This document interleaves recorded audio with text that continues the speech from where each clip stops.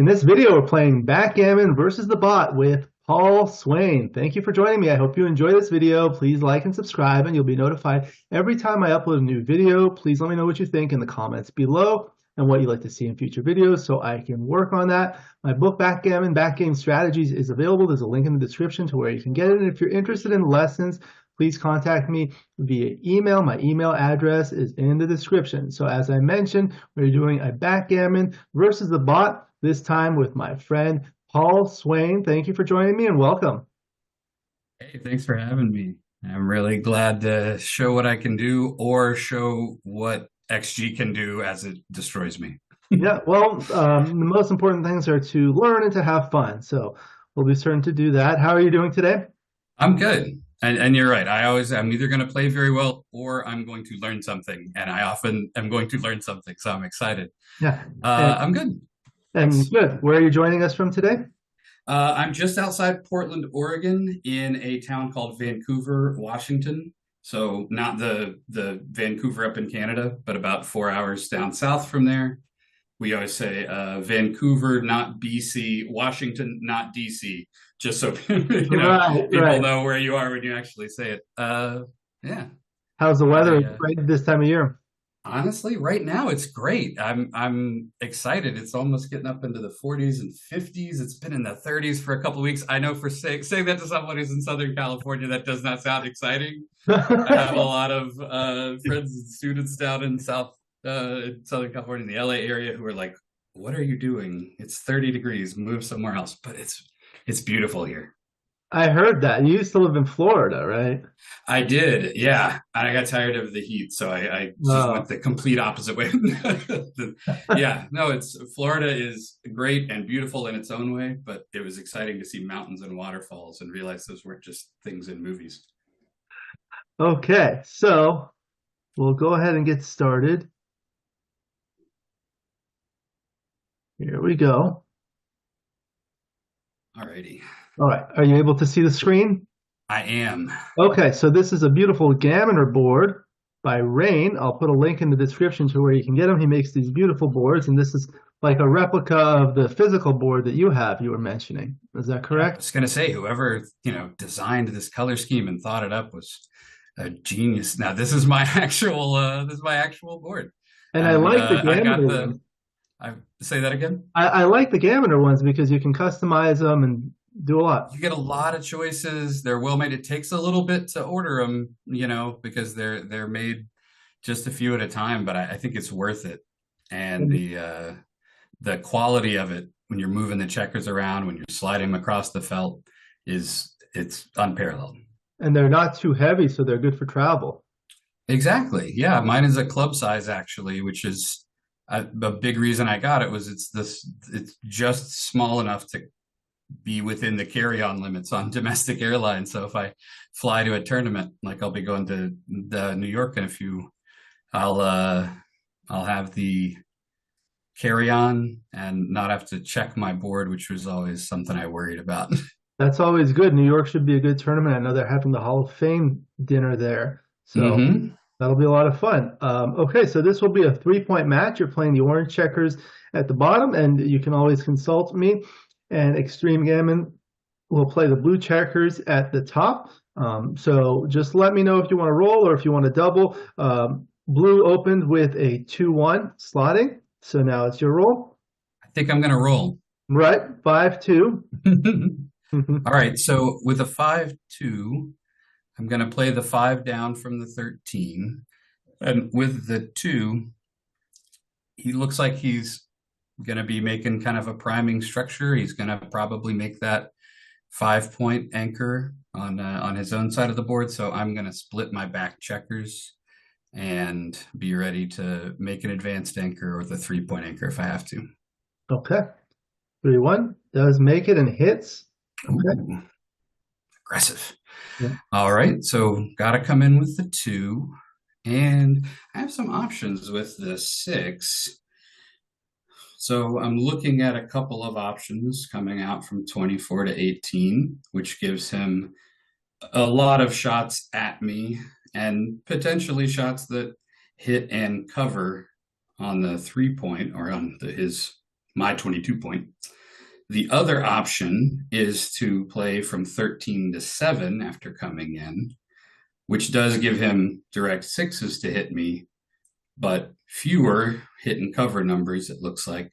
And if he doesn't cover, I'll have my checkers there ready to hit him. The small numbers are duplicated a little bit, but I think I'm going to go this way with it because I don't want to come out into such like blistering fire going on to the 18. Okay. All right, we're a hit. He keeps up the attack, so let's roll the dice. And we rolled 4-1, so we can come in on the 21, and we can hit from 24 to 23. Get a little bit of momentum. That looks good to me. Yeah. Right. All right, roll it up. All right, we got the anchor on the 4 point. That's awesome. And now we have a 5 to play. Let's see what our options are. 23 to 18, which doesn't seem to do much that's productive besides just opening us up to fire. Plus, we're a little bit exposed. Haven't done much on our side of the board. 13 to 8 just puts another builder where we've already got several and strips the midpoint. Could play 6 to 1, sort of a tempo hit kind of thing. He does have some builders placed and things ready to go, so taking away half his roll doesn't seem all that terrible. I think that is what I'm going to go with. Thoughts? I agree with this one. I think here, of course, this is forced, and I think if you bring this out, what that's going to let blue do is make the bar point and hit. He's got great 6s, 1s, 3s, 4s, 2s on his side of the board. Yeah, or on my side of the board, I mean. So and then this one strips the midpoint and puts extra builders, which you don't want. The benefit of this one is it does the tempo play to take away the initiative, and it also duplicates a lot of the ones. So now you can't make the bar point with 6-1, 4-1, 3-1. The great point about the duplication. Yeah, I think we should go with that. Okay. 6-2 comes in and hits. It's not great for him. So now we don't have anything, so we're certainly going to roll. Ooh, now we have something. One. Okay, now so we got something. That's the easy part. That's the easy part. I think making the 5 is also the easy part. The question is, do we want to hit on the 23? Do we want to hit on the 7? And, you know, structurally, it makes more sense for me to hit on the 7 if we're going to prime him, make some structure there. But we'll gain in the race a lot more if we hit on the 23. So let's see what that would look like. And we're way ahead in the race. And he's got 2 on the bar, so it's not like he's going to immediately anchor up on my bar point there. Potentially going to hit me on the 1. Do I have a preference if he hits me on the 1 where I'd like it to be? Don't think so. All right, I think I would go with this one. What do you think, Alex? This is a tough one. I think for sure, of course, coming in and then making the point, and yeah, you do have extra numbers to cover or hit when you do this, but it is a little bit loose and it leaves more blots lying around, and it doesn't gain as much in the race as this. I think that's the one. Okay. And if not, we'll learn something. Okay, so 5-4. Now we at least got to think about where we are cube wise. I mean, it's probably still a little ways out because he's got a 2-point board. We've got a 2-point board. We got 3 men back, but he's on the roof and doesn't have an anchor. So it's at least the time where I'd go, let me just kind of see where I am now. We are up 26 pips in the race. We've got some chances to throw another checker up on the bar, or put one of his checkers in my home board back on the bar. 6s, 1s hit. We've got several double hitting numbers. But it looks like a situation where we've still got some. He's got a lot of blots around too, 5 of them, and 6 if you count the one on the bar. We've still got a little ways to go around, and he's got some sort of structure in front of us on his side. If we don't hit, it might be pretty easy for him to anchor on the 4, and then it's a long game from there. Plus, we've still got the blot. I think I'd probably hold off on this roll, but thinking about it now gets me ready to kind of see as things adjust, as they change, what's improved, what's gotten worse for us. What You do you make think? any adjustments for the score? I have that kind of in the back of my mind, if we've got a gammonish situation, that's something where I'd probably send it a little earlier. I know he has to pass it a little earlier because it's 3 away. But because I've got a ways to go to come around, not a huge ways, but still, I don't think it's enough. I wouldn't be shocked if I were wrong. I never am, but it is something where there's a lot of volatility here. There's a ton of crushing rolls, and then there are some sequences where we're going to be in this game for a long time after this, and it'll be a while. What do you think? I think if this checker were on the 6 point, Mm-hmm.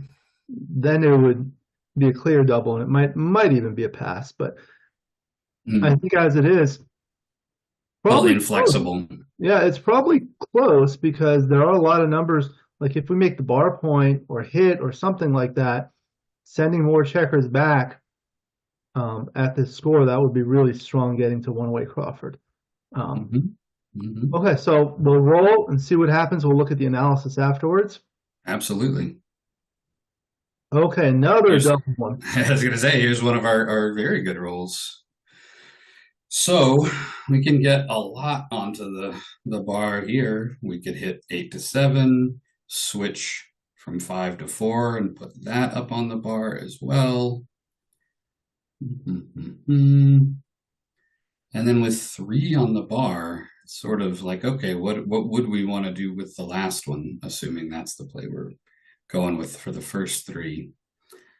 I want to be able to make more points in my inner board. So if there was some way to, improve my distribution, I probably would. Don't think it makes a ton of difference going 8 to 7 versus 7 to 6.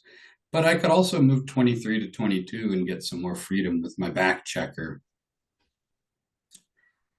just so it has an easier time jumping out. I know it's annoying to be blocked in by his 8 point. Well.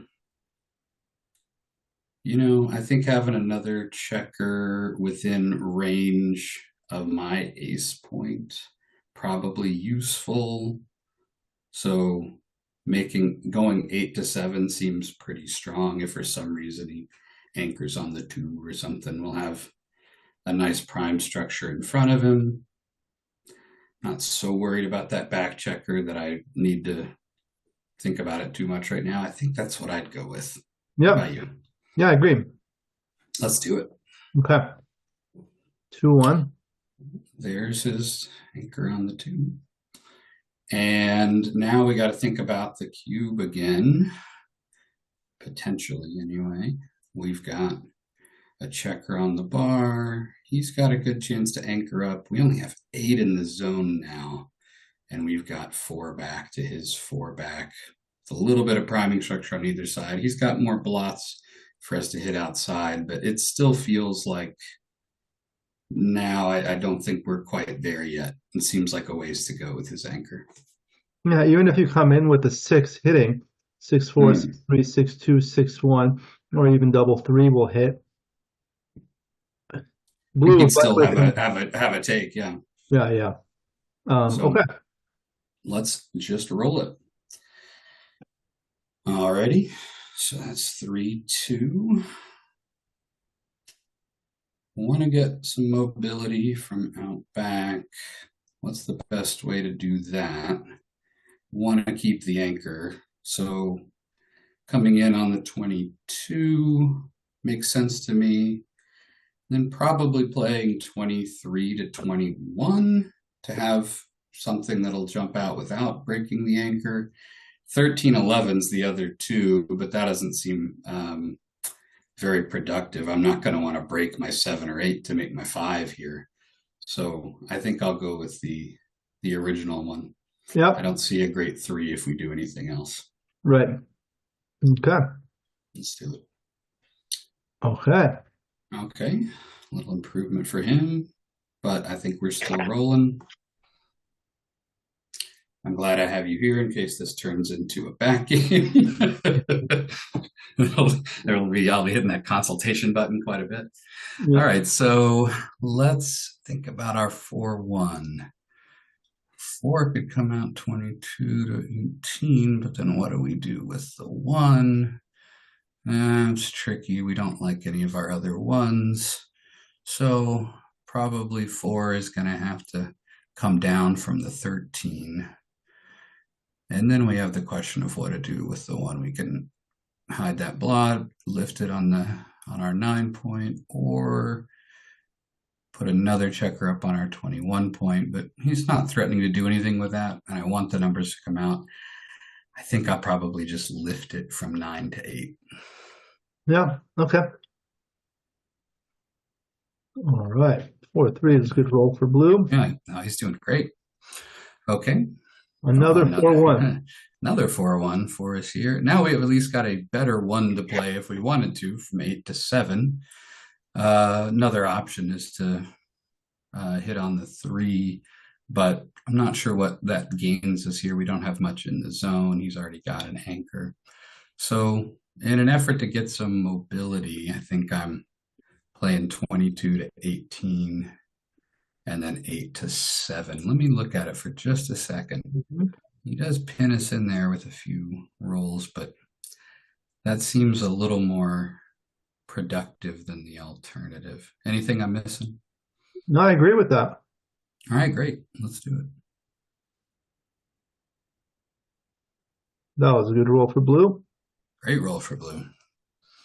All right, 3-6. I think just going to pop back out, get us some mobility and more outfield control. Yep. And he says, nope. Nope. All right, let's roll it. So, 2-1. Okay, so have a gun 2 the other way. 2 comes in, I think, on the 23 either way, at least in my mind. And then it's a question of stepping up to the 22 or playing 7 to 6, both of which have their merits. But I'd love to have a good 6 and something I can play outside. So 23-22 seems more important to me. Mm-hmm. Okay. All righty. Now 6-4. All right. Well, there goes our good 6 out there. So I don't think playing 13 to 7 seems like a good option with our 6, because then we're obviously giving him a shot, but giving up our outfield control too. I hate to play 7 to 1. That's an option, but might be what we go with here. Hitting from 8 to 2 seems destructive and not really, not really doing too much here. I think we want to preserve our structure. So I'm going to play 7 to 1 if it's me. Yep. Okay, now double.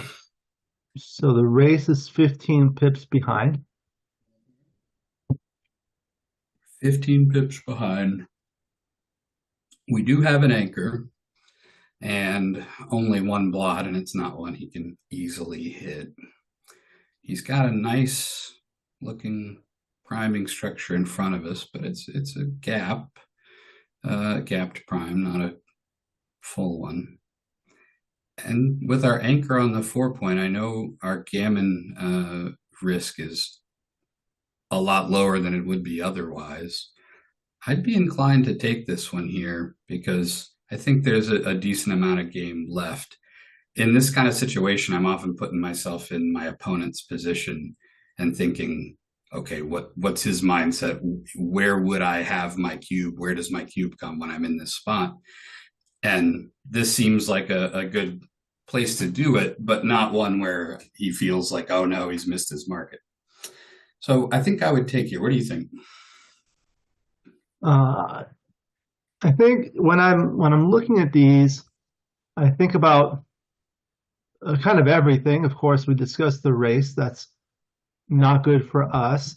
The position is also not good.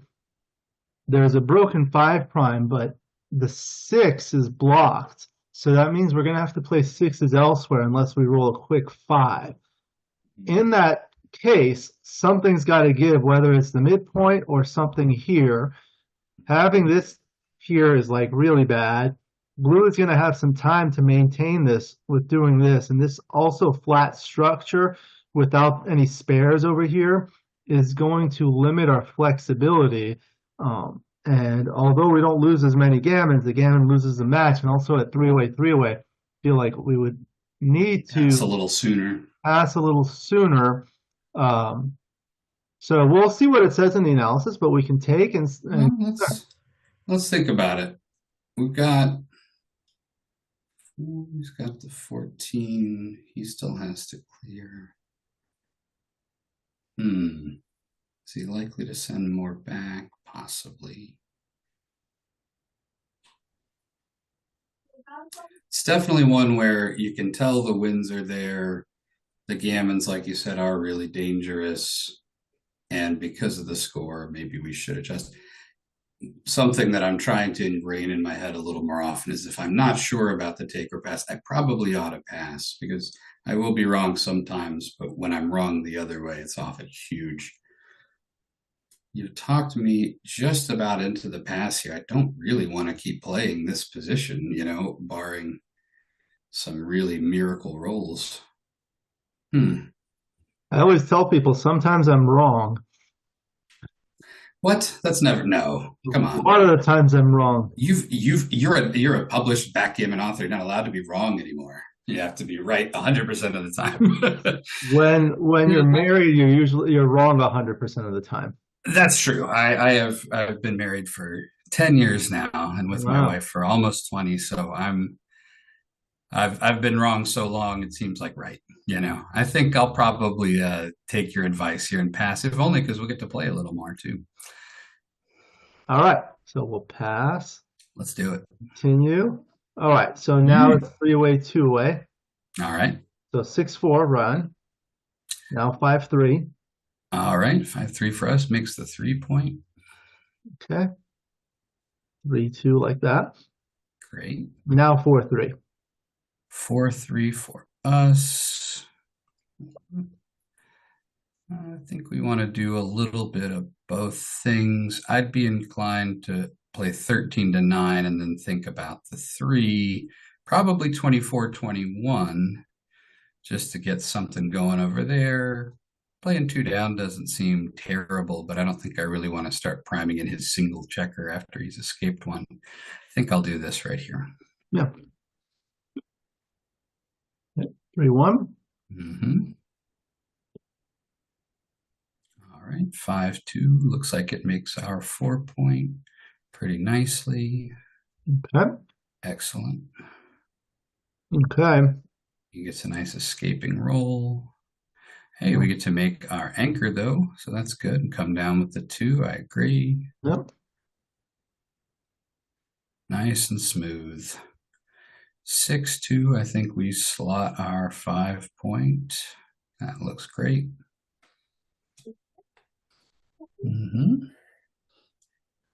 It's interesting because the race is close and now we're going to be ahead. I think probably want to step up just to get freedom in case we want to hang back there with a slight race lead. That's an advanced anchor too. Make the 5, I would think, with one of the other 3s, and then you could sort of decide on the last one. I'm inclined to play 11-8 just to clean up, but that looks good to me. Okay. All right. Double 6. Oh, Okay, well, great for the race. Do get stuck back on the 18, but I'm not complaining. So I think 8 to 2, 13 to 7 looks like the move. Okay.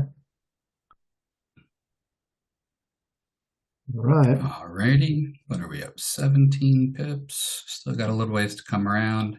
Makes sense to keep rolling for me. I don't think we'd lose our market here with anything but some very fortuitous doubles. Yep, double 5, 4, 2, I believe. Mm-hmm. 4, 2.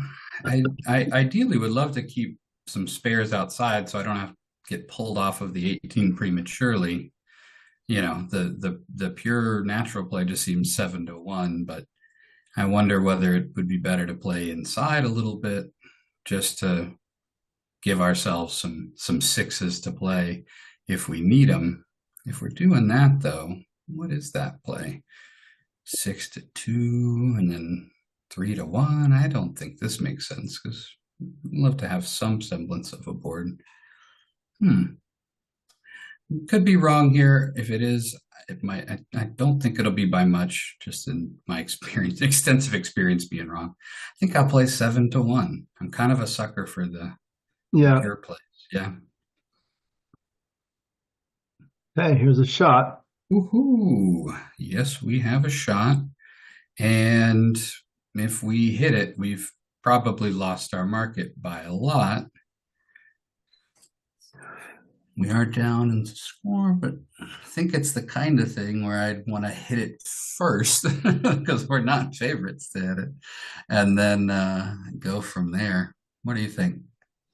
Yeah, this is where I think of O'Hagan's Law, which says if you have 9 net market losers and the rest of the time you're doing okay, double at least for money. So there are 11 hits. Right? So that's good. And you don't lose your market every single time. Yeah, some return 6-1 or shots. 5-1. The other numbers would be like double 5s or double 4s, which will clear, but we're not behind in the race. I mean, we're not ahead in the race. So, like, let's say, what happens if we don't hit?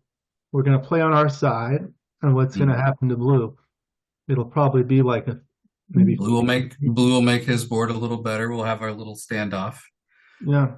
18 versus 18. The other thing is blue has 2 blots in the board, so that's maybe true. Something to think about. That's true. Let's think about it.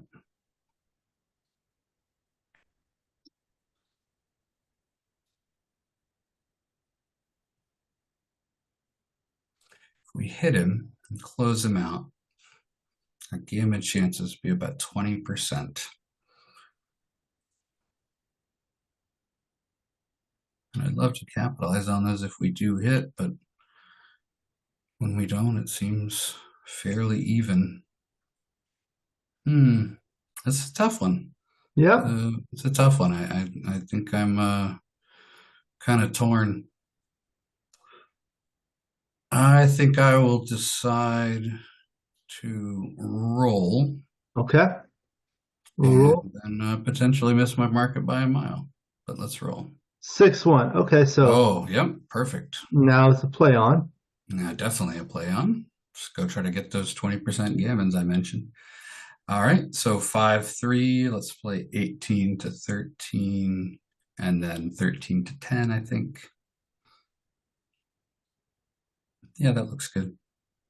The only thing I would be concerned about is a double 5. But if you play this way, double 1s and double 2s are okay.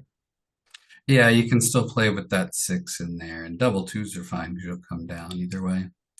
I like to get the checkers where I can, if I'm going for a gammon, I want to get them where I'd love to have them to bear off, at which I like getting at 6 away from the 4 there, but you might not be worth leaving the double 5. You're right. Let's make your play. 17. I think they're probably close. These are always very close. Sure, it can't be crazy. So 6-2. So 6-2, I think play both of them down.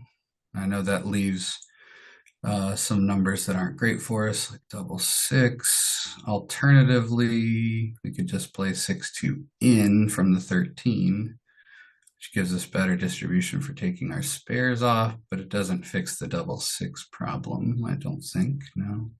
I think I'll go with the original one, coming down with both.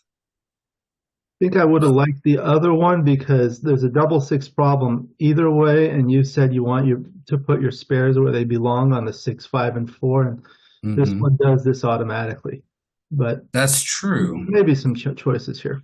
I'm always interested in optimum checker placement on those high points 4, 5, and 6 when you just have one left to bring in, and having one ready to bring in, but only the 4 that I'm trying to put it on sometimes gets a little dicey. I like having the distribution of a spare on the 6 and 4 and then trying to make the 5 instead if I can. Seems a little easier, but that may not make any difference here. All right, let's just go with this one. Okay. Now 6, Alrighty. 6. 6-2, that's definitely our 6. 2, we could just come in with it. I'm probably inclined to do that. I'm not so worried about, I want to be aggressive to try to get our gammon, and he's got 2 blots in his home board. It makes me a little less worried about him hitting shots. Yeah, I think this is the better play for bearing off checkers quickly, whereas this would be the DMP play because you're going to want to clear the 6 point next. As it is, you don't want to clear the 6 point. You want to bear checker off. Would rather do that, exactly. Let's do it. So 6, 4. So 6, and then we'll just play the 4 from 6 to 2. Makes sense. 6, 4, I think, is almost forced here. We got a little awkward outside. That's the price we paid there. All right. I'm continuing to roll here. I mean, we have, like I said, enough gammons that I think it's worth trying to grab one, especially when it'll get us to Crawford. All right, so taking 2 off from the 2 and then the 4 from 5 to 1, I think. Just leave it nice and even on the outside. Yep.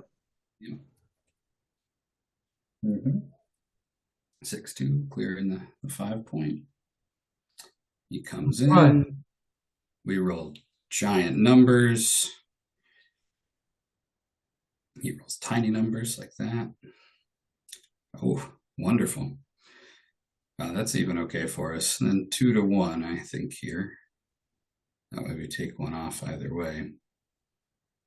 Although, well, double 2s would be Thinking about double 2s, huh? the same because this will take You're off. still going to have, yeah, It'll be checker the same, on so that's better. ace. Okay. 4-1, he rolls that, and we don't roll an ace. All right. Nice. All right. All right, so now we're at gammon save. Yeah. So we care as much about saving the gammon as we do about winning. Perfect. I think you played that 3-1 excellently. I wasn't going to do anything different. Oh, yeah, I love the hit as well. I didn't ask you on the 3-1. Sorry. That's okay. You didn't need to. If I screw that one up, then I don't deserve to make the decisions anymore. All right, so 4 coming in, got to choose our 6. So there's one where I'd be inclined just to pop out. So 21 to 15, get past his checkers, get some race equity going. All right, so double 4 for him. Now. Yeah, there we go. That's pretty nice. I'd hit him on the 17, I think. The other thing is like to do this, but that just, I don't know. It gives them too many to just make more inner board points. Yeah. And it's a lot of return shots, though. That's true. Okay, so that's 5 is forced, and the 2. 5's forced, 2 to there. Perfect. Okay. All right. Hope we come in soon. 3. There's a 3. 4 looks like the only way to do it without leaving another blot is just to come out to the 18, and we're about even in the race. Sure, he's going to hit a 6 to about 25, 26 times out of 36. But what's the alternative, you know? So I'd go with this. Yep. Sometimes they miss. Sometimes they miss. All right, let's roll. 5. 5. 5. Safety the blot. Play in there. Perfect. All right. All right. Race is 5, pretty 3. close. Interesting. Don't think we want to point and leave a blot. I mean, that looks attractive for a second, but we could play safe, and he's got a much better board, and the race is close. We're going to need to develop something in the future, but he's going to have to move those checkers around the board to get something to play on his side soon. So I think probably just play safe for now. We're escaped. Better just not to leave a shot. Okay. 4, 5. Oh, okay. That's a great roll for us. Pretty easy. So 3, yeah, definitely 2 down from the midpoint, I think, and then look at making the 2 or just playing more down if we wanted. Does that give us anything better than the 2? I think having the 2 up there seems nice. I mean, he's got a nice enough board that it would be tough for us to really go into blitz mode here without leaving shots, but he's got another blot right there, and it seems nice to maybe get him off the 2 and farther up. I think that's my play. Yeah, this one, right? Yep. Okay.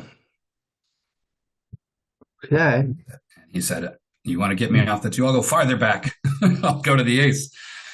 All right. So we definitely can hit him on the 12. And thinking about what else we might do, I'm not sure what else we would do. So if we're doing that, play safe. Sure. You're right. Yeah, I appreciate the silent commentary.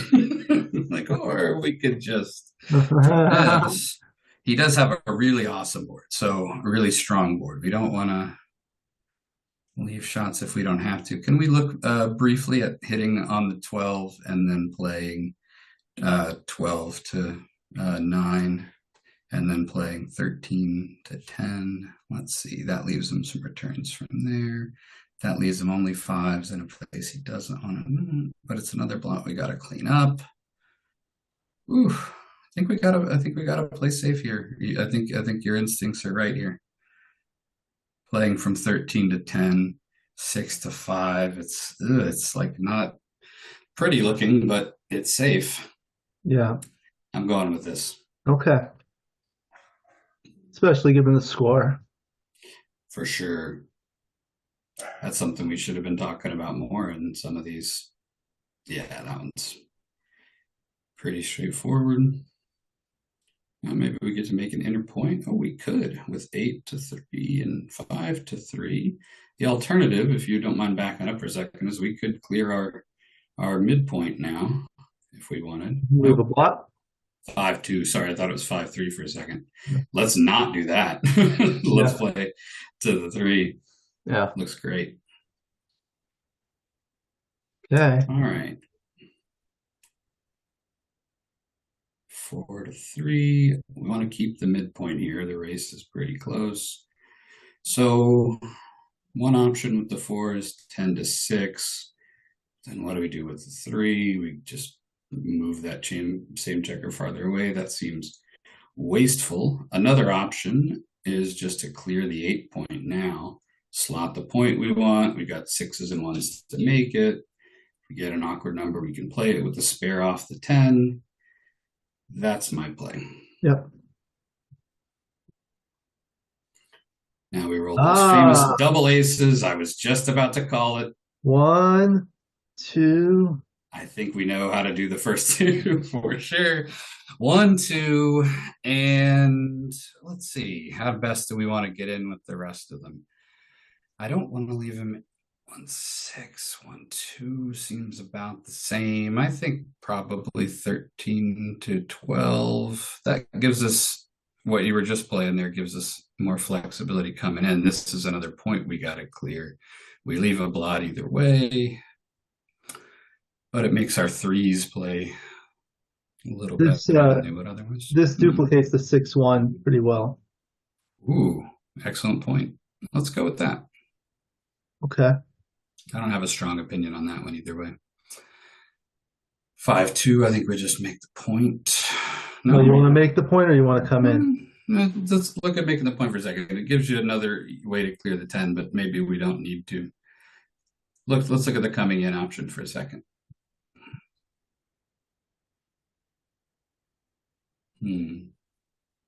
Double threes, not great. I think I'd make the point here, to be honest. So I'm in the driver's seat very briefly. I'll make the point. And then we can see why it's bad in a minute. All right. 3-1. Let's play it in. 6-4 plays both in. 6-5, 2 in. We're cruising. Making the ace on his head. Does leave us odd outside, but I think that's okay. 5-4 takes one off. Unless you want to do this. Ooh, I don't. I do like to do the other one. Right. We're just playing for maximum safety, really. I mean, we're so far up in the race that I'd rather not even leave him something if I can avoid it. Not that that leaves him something, but it's more likely to, I think. Right. All right, so yeah, let's take that same approach and do something super safe here. Instead of taking 2 off, we could clear the 6 now. Does that give us clear the 6? We could take 1 off and play 5-4, but maybe just go 5-4 with 2 of them. I mean, let's look at it. So if he comes in with a 6, we're still way ahead. And that seems like long-term better for clearing points. I'm going to go with that one. The other thing I was looking at is this. This bears off a checker and it leaves you double even 4 on this, so you're not going to leave a shot. What was the other one? This way, if you roll a 5-1 or 6-1, and then you have an odd checker here. But that's true. But look at 5-1 and 6-1 after the other one, after yours. After this. But the odd it's odd a little bit further in. You're right. Yeah. I think I'm gonna stick with my original one just to, which was this, and then playing 5-4 with 2 of them. Okay. Yeah, these are gonna be close. Sure. All right, 4-3. I'm playing 1 off from the 4, and then another one 4-1. You don't want to clear the 5? I don't want to. I mean, it seems relatively close, and I do want to get some checkers off in case he rolls like a double 6 or something, you know. Want to get some things going. I like that. All right, 6-1. Not great, not terrible, but he came in, so it doesn't matter. Now we just rip him off.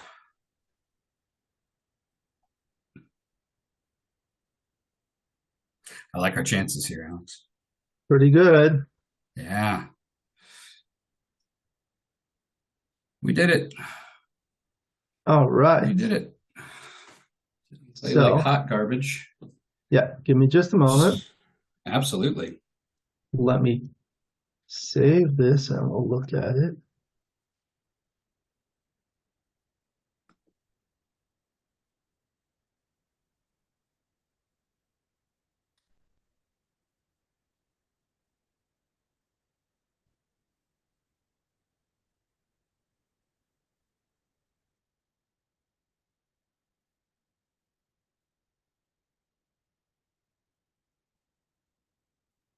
Okay, now we're going to analyze the match. So well played. Let's start from the first game and we'll go through and see each play. The 5-2, this was all very close, I believe, but I think that's the... And what level of analysis are we running everything? No, I'm doing plus for the interesting ones. That sounds great. Yeah.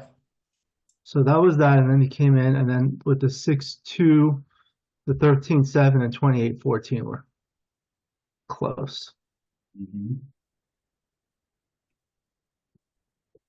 And then there was see some red here. This is where they've made some. Okay, and this was the hard one, yeah. Let's take a closer look at this for a second. So bar 21, we knew we were deciding, all right, do we hit? Do we make the 7? I can do the dice distribution on this. Would love to.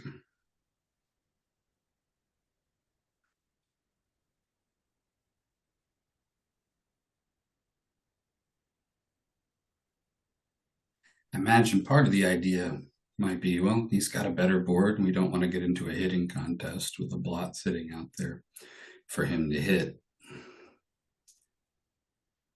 So maybe just button it up. You know what I mean? Yeah. Got a lot more sequences where it goes his way than our way after that. Okay, so let's look at the final for the top play here, Mm-hmm. and then the second play, which is here. Now, I think what happens is like he has good sixes from the bar to send the third checker back after this, but not after here. So let's Exactly. See. He's got good sixes that'll cover his blot on the 2, but it's still much better for him to send ours way back. And we don't get to make any structure if we don't actually make it. Yeah.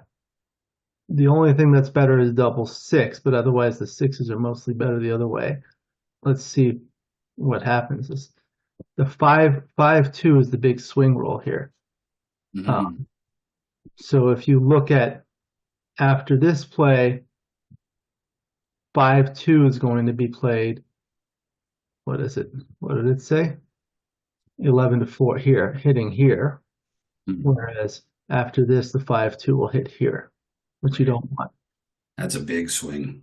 Yeah, I think it's nice to have this 3' and the extra checkers there. You know, I like to examine also my own, thought process as I'm making decisions and thinking, all right, well, what would the thought process need to look like next time, to find the better play there, and what might have been overemphasized in my thought process before. And I think it's easy for me to say, oh, well, it's early in the game. Of course, why aren't we going to get that big race lead by hitting that checker that's all the way on his deuce? It's such a common theme early on, just to keep sending his checkers back. He sends your back, but he's already building some structure, and that checker on the 23 will still be there. It looks like something where we're not in as much immediate danger as it might look like, and we do want to get some structure. If we hit him, we get the race lead, but we might lose that race lead immediately with rolls like 5-2. Right, and also leaving this there is not all. They can't do. Blue can't do too much with this checker here. I mean, he's not going to attack. Making the point is good, but it's deep. It leaves these gaps. Mm-hmm. So yeah, that makes sense. It always makes sense after you look at the analysis. Yeah, exactly. Okay, so then it was the 5-4, which was that. Where are we? I think we're on the final position rather than the earlier. So it comes in and hits. Makes the anchor, hits on the ace like we did, which is great. And then the double 1. Okay, so this other big blunder early.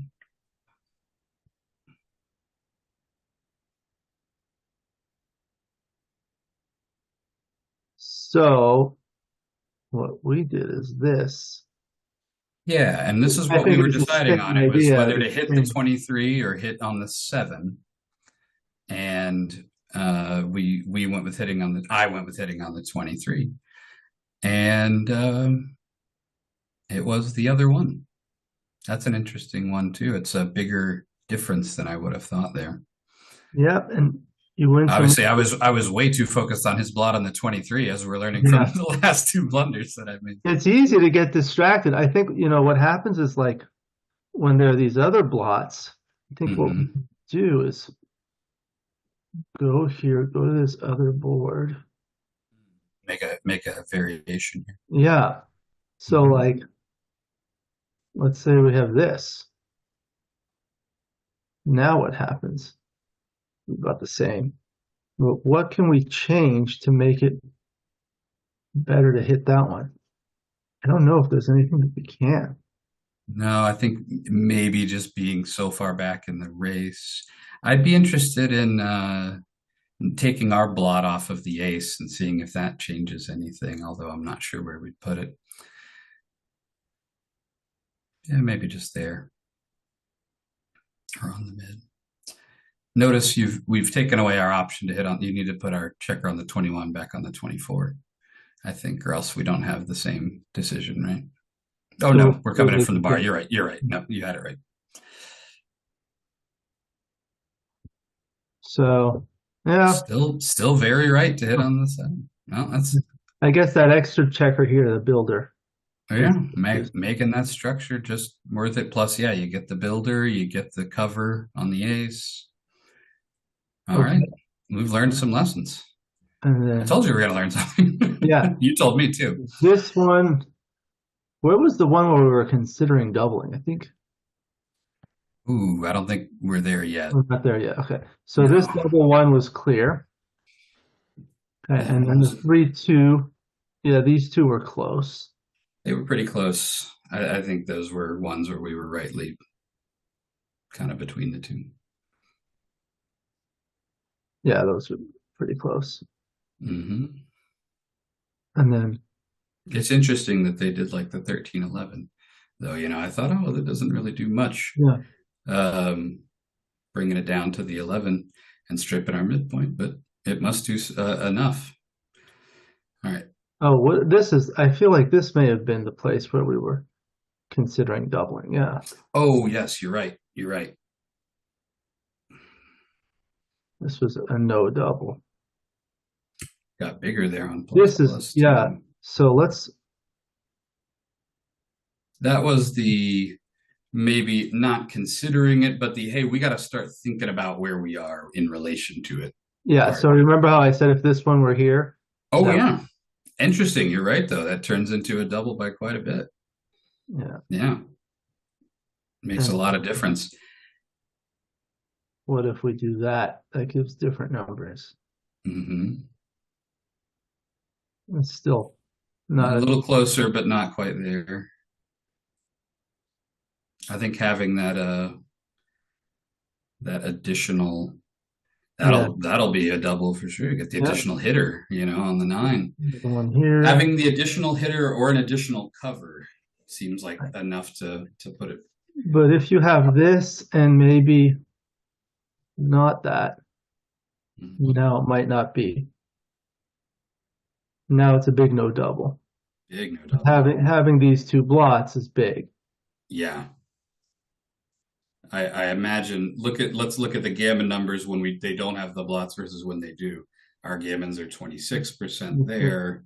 In the other version, I think we'd probably 39% pick up those on the way to blitzing him and then just turn it into a rout. Yeah. So winning percentage is higher this way too, but that gammon shoots up. Okay, so let's see. 3-2, that's the one we saw. The 4-1 was clear. And then the other 4-1 was also other 4-1, which we also did. Yep. Pretty clear. And 6-3 was also clear. And then this bar 22. That was relatively straightforward. 4-6. That was us playing to the ace where it's a pass either way afterward. So it doesn't matter too much. Yeah. Oh, and this is where you talked me into passing. Go back to that double pass decision. Well, you didn't talk me in. You gently encouraged me, like a firm but fair parent. You're like, well, do you really want to do that, Paul? So this is the situation I was describing, though, where if you take a look at our wins, it's 27%, which is relatively high. But obviously with the score, that's, you know, it changes things. Well, we could see what would happen at like 5 away.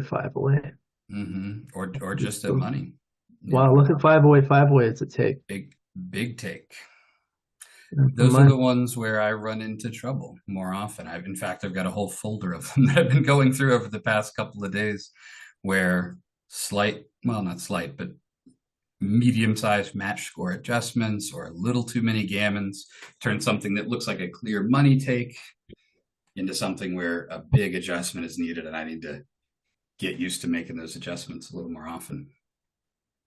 Yeah, I think three-way, That's an interesting one. you just have to be careful. Even like and his gammon, like we said, he didn't have a ton of gammons. That was our thought, which he doesn't. I mean, relative to just what you start with, he's got 16%, which is not low, but it's not enormous either. So it's the kind of thing where if I were trying to make as much sense of it as I can, I think it has a lot to do with what you mentioned. You know, how are the numbers going to play for us after that? A lot of the times we're going to end up in just worse and worse deteriorating situations. So, yeah. Okay, so let's next game. 6-4 was running, and then the 5-3 was clear. The 4-3, these ones were close. That was one where there was a choice. They were pretty close, and those were the two I was deciding between. It was right to come down with 2, but I'm not mad at that one either. It's not a big deal, yeah. Nope. And then the 5-2 was clear, makes the 4-point. The 3-2, anchor and do something, and sort of dealer's choice after that. Okay, and then 6-2. These are all about equal. They're going to be for a little bit. Yeah, you get a lot of these easy decisions, or decisions where you can't go hugely wrong in holding games like this. This was our double threes, and we were saying, or I was saying, no, you know, races. You have to we're going to be a little ahead. We got to step up to get the ability to get out of there and stop him from priming even further. So all of these great plays involve 21-18, and then there's a ton of different options for what to do with the other 2 threes. Yeah. We played 11-5 ultimately, which was fine. Okay, and then the double 6. Clear. That was pretty clear. The alternative was to do like this, leaving them spread out a little bit, nicer distribution. Yeah, it doesn't matter. Yeah, that's true. I like our choice. And then we missed a cube here, just by a little bit. Let's see what it is on plus plus. A little bit bigger. Yeah. So we were thinking about it at least, but I was not even. I don't think there was any version of me where I was going to cube here. So this is something to learn. I imagine a big part of it is the score. Yeah. This is one where I'd love to see, if you have the time, just what this decision would be at money or at like a normal score, you know, 5 away, 5 away, 7 away, 7 away, something where no double. Yeah. So another one where that 1 point that he's got, you know, the 3 away, 2 away score, we need to adjust. Right. A 7-point match. It's not a double. And what were we here? This was a 3 away, 2 away. So let's do 4 away, 3 away. I expect it to be kind of similar. But 3 away, 2 away. 3 away, 2 away. What about 3 away, 3 away? I think that's 3 away. That's 4 away, 2 away right there. Oh, sorry. That's all right.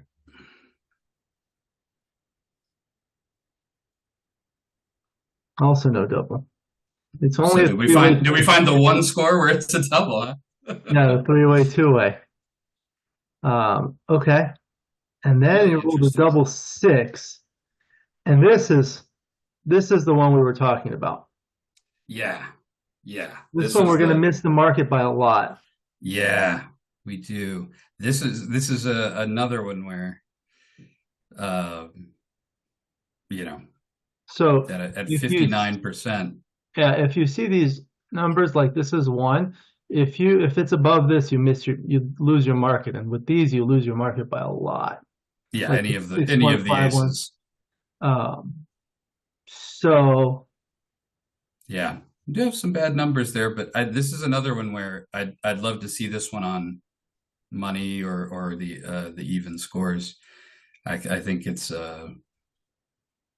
this is such Well, great. still a double because of the Jacoby rule. Let's see what it would be with Oh yeah, let's take Jacoby. I usually have Jacoby still off. it's still a Jacoby. It's yeah, borderline. So now let's look at 7 away, 7 away. Yeah, still a double.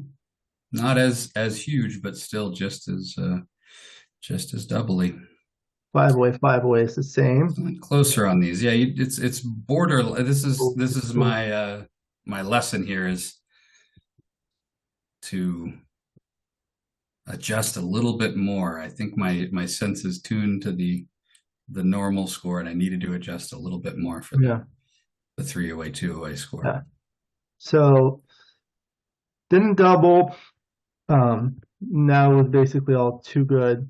Right. Once we got that, it was just playing for the gammon. Tied, yeah. Successfully. So let's see. Crushing XG before us. Hearing the lamentations of its women. 4, 6, 4, 4, 2, 6, 2. You got to make it personal against XG, because it can feel kind of boring to study and play variations. So you really got to just take it out on the bot when you get the chance, because it's going to be crushing you so often. Okay. So 3-1 was clear, and then 4-1, and 5-3 was a hit. 6-4 was coming out, and 6-1, yes. Yeah, this one felt clear for a while. We had a lot of nice, easy ones early on. Yeah. And then the 5-2 was just that was coming in safety in the blot. And then 3-1. Very easy. Next couple moves, we were on the bar. That. Then it started to get interesting. This was our 3-4 where we hopped out. There just wasn't anything better to do, or that left us without another blot. So get going. And the 5-1 was very lucky roll for us here. And this one, yeah, making the 3 would have been overplay. Oh yeah, hugely, hugely. That board strength is not even close to even. I mean, even let's see a different score, maybe. Yeah, maybe like a gammon go score or something would be interesting to see.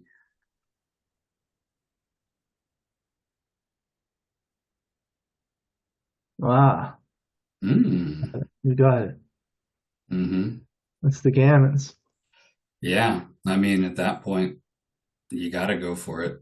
Can we keep the gammon go score for just a second and make one change? If you could maybe cover his blot on his 3-point, just so that he has the solid 5. Now, yeah. Now it's too dangerous, I think. Yep.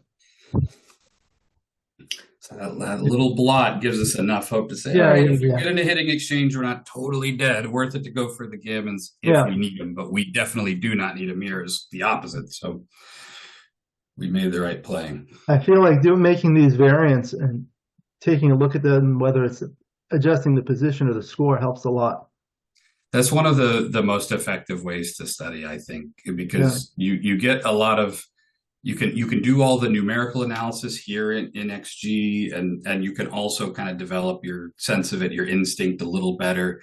Things that might not jump out to you as huge are still in your field of vision, so noticing that blot or not noticing the blot, you're more likely to notice the next time you end up in a situation like that. I really like doing that. Playing against XG is probably besides reading excellent backgammon books, is probably the #1 thing that's helped me improve at all. Let's see, double 3. So this was the one where we made the 2-point. And then the 3-1. Oh, these were close. Yeah, so that was an interesting one, whether to hit and then what to do with the 3.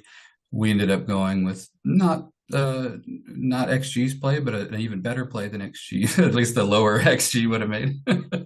You can see that it's yes. Our plays. Oh, it's an outplay. It's an outplay, but an outplay versus the XG's weaker level of analysis. So, but still good play. We played safe. Yeah, that was my thought for the second one was get the hit, get us a little bit of momentum, a little bit of more of a race lead, but not worth it. Yeah. Excellent. The 3-2 was 13-8. Very straightforward. 5-2 was making that point. That was great once I realized what the roll was. These two, looks like they were close. But yeah, it came top. So clear, yeah, that was the thing that we were debating, or that I was deciding between there. I'm glad that I was right, but it makes sense because you're just going to have more points to clear. You're putting a checker past where you'd ideally like to have it to make the 4-point if you go with 10-3. So interesting. Okay, and we get very lucky. Okay, so the double one, this is the one we were talking about, right? I think we're talking about what to do with the other one. After we cover the blot and hit, then what do we do? Do we play to the 10? This. The other option was this. That was the other option. But this does duplicate the 2-1, but I think I'd rather duplicate the 6-1 here. Duplicating the 6-1. As soon as you pointed that out to me, I knew that had to be right. That makes a lot of sense. Yeah, that's his best roll either way by far. So yeah, I mean 2-1 is still good over here. For sure. But 6-1, yeah, 2-1 is better over here. Okay.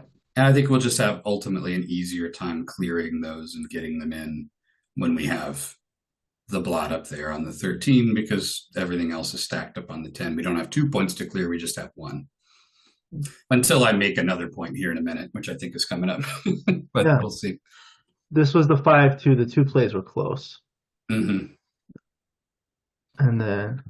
All right, well, hold on. Let's go. We got to go back to that 5-2. They were close, but one of those, a slight favorite, and it's the one that I chose. Yeah. I got to crow when I can. I made these early blunders, so I gotta brag when I get 5 millipoints of equity over something else. Okay, the 3-1, then that was clear. Playing it in. The 6-4 was easy. All of this was easy. We got a 5-1 to close them out. Then we had some interesting bear-off decisions where we're just trying to be safe and win. So 5-4 was we're looking at. Yeah. We went the right way with that one, I believe. Yep. Oh, this was the double ones. We were interested in this because we were deciding whether to play super safe or how safe, or if we do want to play safe and clear the 6, how do we do it? Yeah, that's what I thought. They're all pretty close. Can you throw another couple on the plus there, at least all the black ones? Yeah. Just to, I want to take a quick look. So yeah, at the bottom, taking 2 off. 6-4 to 2. Hey. Yep. Another 4 millipoints saved. That makes up very good. Okay. All right. And this one. A little mistake here. Maybe. No, not huge, but you were asking me, do you want to just clear the 5? And I said, no, I don't want to. And you said, are you sure, Paul? Because I suspect it's 3 millipoints better. Well, you made up for it for the other one that was 4 millipoints better. Oh, that's true. That's true. I'm still in the black. Okay. So this was clear. This one. And at this point, we were just ripping him. I think it's going to be because he's entered, and we're just as fast as we can. I think there was one in there where we were not worried about, but interested in getting double 2s or something. But that might have been a previous one anyway. Oh no, that was that was the other one. I don't think there's anything beyond this one. All right. That was good. Pretty well done. Great. With a couple notable assists from the host. Thank you very much, Alex. The first game was tough. Yeah. And I don't know if it's something where I'm just seeing patterns where they aren't there, but if I tend to blunder in a short match, it's usually very early. And I wonder if it's, you haven't settled into it, you haven't sunk into it, but we did have a couple tough decisions there too. Yeah, that's not uncommon. So I'm all right with it. Very good. Well played. I enjoyed it. It was a lot of fun. We learned some things. You have any other comments before we go ahead and conclude? I don't think so. Thanks so much. And thanks for letting me jabber on about the positions too. Really fascinating to talk about it with you.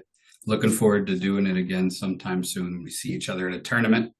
Yeah, it's always Uh, a pleasure to do these. These are very popular because you get to think about the people's mindsets, and kind of see the results and analyze it. I've that been is what's so valuable. I think I've loved listening to several of them, and the Backgammon with Grandmasters series, and hearing the thought process and how different it is from person to person. Not everybody has the same checklist in their head or the same way of working through a position. So it's really interesting to hear Yeah, and everybody's it's thoughts. okay to have people of different levels because then you learn, and some people are at different levels and need to learn other things, which is good. A few things I did recently, I did one the first time with someone younger, a 10-year-old, which will be up soon. Oh no, It's then fine. this is the next Moshi. We got to watch out.